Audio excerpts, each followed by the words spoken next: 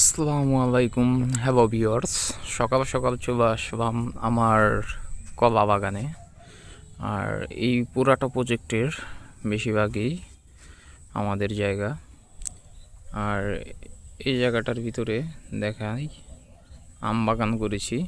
তো এই জায়গাটা আপনাদের আগে দেখাই, চলেন পুরো ভিডিওটি দেখার জন্য আমার সাথেই থাকুন, ভিডিওটি না টেনে সম্পূর্ণ দেখুন।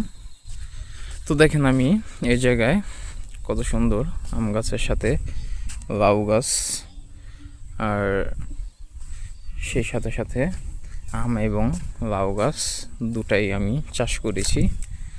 তো উপরে আম গাছ আর নিচে আম গাছের যে জায়গাটা আছে থল বা আম গাছের যে গর্ত, সেই জায়গাটায় আমি লাউ গাছ বুনে দিছি। আর এটা হচ্ছে আমার কলা বাগান গাছ।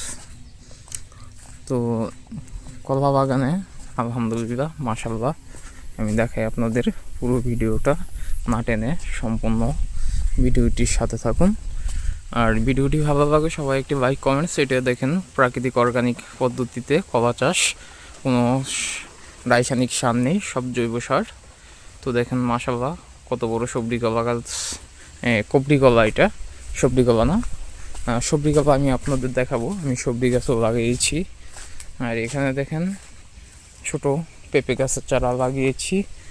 এই হচ্ছে আমার, এগুলো হচ্ছে সবজি গাছ। আর সবজি গাছের মাশাআল্লাহ এই যে দেখাই আপনাদের, বৃষ্টি পড়তেছে, এটা হচ্ছে সবজি গাছ। মাশাআল্লাহ সবজি কলাগুলো একটু মোটা হয়ে গেছে, আর কয়েকদিন পর কাটতে হবে।